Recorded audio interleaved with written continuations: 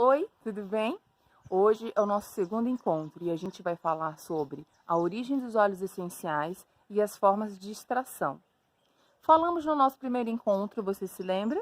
Sobre o que são óleos essenciais. E a gente, de uma forma muito leiga, muito simples, muito didática, sem termos técnicos, sem nomes muito difíceis, né, científicos, isso a gente vai deixar para os cientistas, para os profissionais da aromaterapia de fato, usarem esses termos. Aqui é uma conversa de amiga para amiga, mãe para mãe, amiga para amigo, porque eu sei que tem uns meninos super curiosos em começar a usar os óleos essenciais na sua vida, no seu dia a dia também, com a sua família, com seus entes queridos. Então a gente vai conversar, trocando experiência, trocando conhecimento. Combinado? Pegando o gatilho do que são os óleos essenciais, que são substâncias químicas naturais encontradas em plantas, e como eu falei, só algumas produzem óleos essenciais, cerca de 10% das plantas que existem no planeta. Vale ressaltar também que os óleos essenciais mais poderosos, que têm mais concentração de compostos químicos que são benéficos para o nosso bem-estar, estão naquelas plantas mais adaptadas, vamos dizer assim, mais adaptadas ao meio em que vivem, né? Ou porque são originárias daquela região, ou porque já são produzidas naquela região há muitos e muitos anos, décadas ou até centenas de anos, ok? Então, infelizmente, aquela planta que a gente produz no nosso quintal, aquele alecrim, um manjericão ou um próprio cítrico, talvez produza uma quantidade bem insignificante de óleo essencial, porque precisamos de muitos quilos para produzir poucos ml de óleos essenciais. Mas não vão ter as mesmas concentrações químicas, vamos dizer assim, que nos tragam esses benefícios. Então, vamos confiar a produção dos óleos essenciais a quem realmente conhece, a quem realmente tem acesso a uma matéria-prima de qualidade, a uma matéria-prima que respeite o solo, que respeite o meio ambiente, que respeita a economia regional de onde aquela planta existe naturalmente ou porque já é produzida há muito, muito tempo. Legal? E vamos ser democráticos nisso. Eu acho incrível unir tantas possibilidades num único frasco, né? Como, por exemplo, o óleo essencial de alecrim, da Doterra, que é coletado, a matéria-prima, lá no Marrocos, destilado, e é distribuído para o mundo inteiro, com um teor terapêutico extraordinário, com uma consciência de co-impacto, que é uma ferramenta que a gente usa para multiplicar valores, e diga-se, valores morais, valores sociais, não valores financeiros exatamente, mas também, claro. E que compartilha isso com um todo, com um coletivo, né? Então, cada gota de óleo essencial que a gente usa está ajudando diretamente, nem é indiretamente, é diretamente uma comunidade, uma área produtora de óleos essenciais em algum lugar do planeta. Eu adoro essa conexão, essa união de valores, de pessoas, de interesses mútuos. É uma energia que acontece, que flui muito densa e eu gosto muito de sentir, de perceber isso, né? E depois a gente pode aprofundar essa questão específica num vídeo único, porque vale muito a pena. Voltando sobre a origem dos óleos essenciais. Os óleos essenciais, eles podem ser extraídos de várias partes das plantas, desde a raiz até os frutos, como é o caso dos cítricos, né? Das flores também, como é o caso dos óleos essenciais de jasmim, de rosas, maravilhosos, super exóticos, super raros. Vocês sabiam que as rosas coletadas para se produzir um óleo essencial são coletadas pétala a pétala, uma a uma, num determinado horário de iluminação do sol, porque senão ela volatiza e perde todo o seu, grande parte, vamos dizer assim, do seu teor terapêutico? Não é formidável? Então, isso é um conhecimento que se agrega, um conhecimento que é necessário para produzir um óleo essencial de qualidade.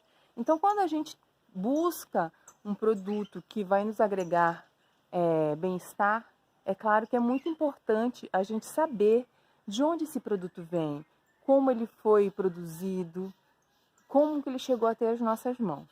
Isso é muito pertinente. Vou deixar um link para vocês depois, para vocês conhecerem mais a respeito disso. Combinado?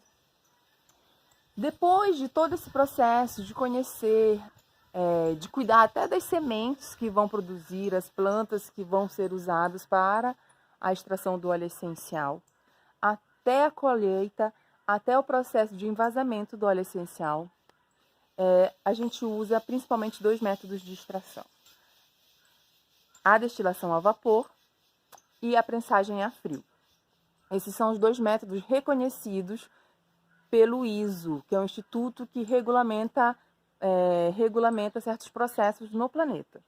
Existem vários outros processos de produção de óleos de extração de óleos essenciais que remontam de décadas, de milênios, na verdade, porque o homem descobriu os óleos essenciais, na verdade, a função aromática das plantas, desde quando o homem existe, desde quando ele descobriu o fogo e ele começou a queimar árvores, troncos e folhas, né? E os aromas acabaram, e ele acabou percebendo que as plantas tinham aromas, e aí foi um processo que se foi se desenvolvendo, e isso é um estudo assim muito longo e muito pertinente para quem tem interesse em saber.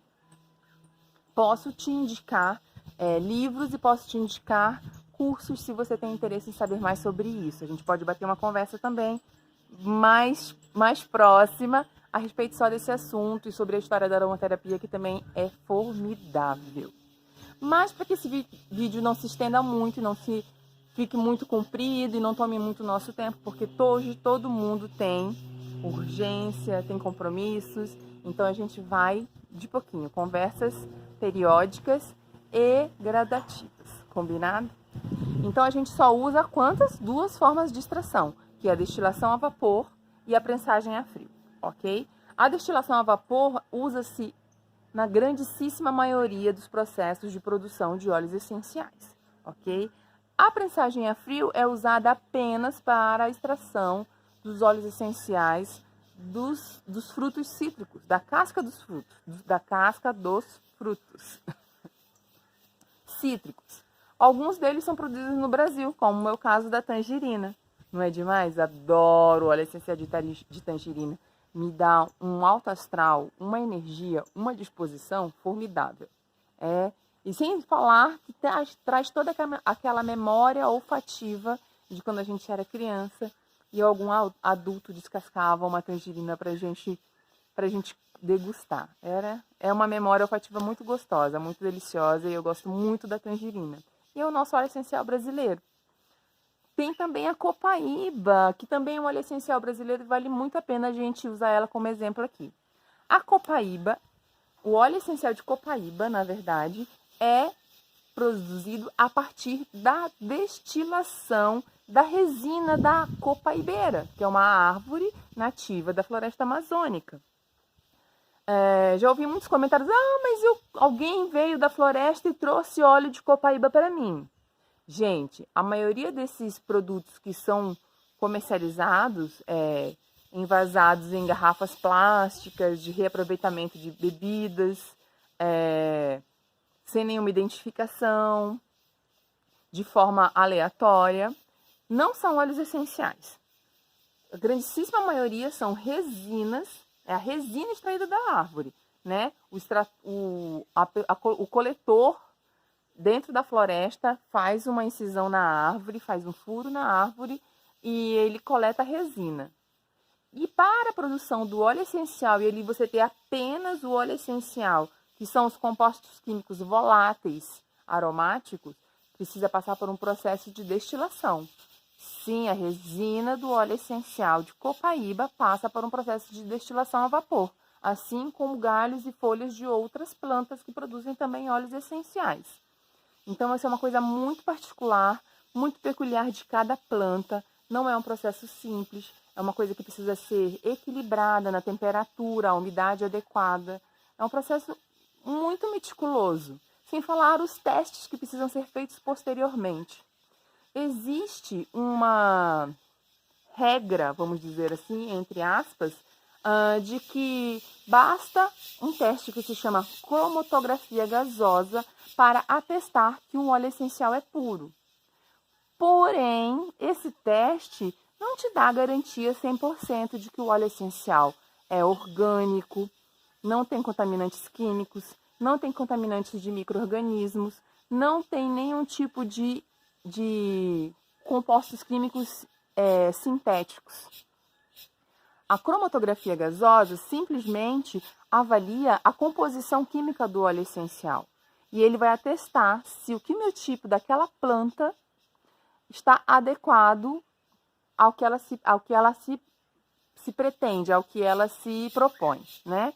Por exemplo, o óleo essencial de lavanda, que se propõe a ser um óleo essencial ansiolítico, calmante, relaxante.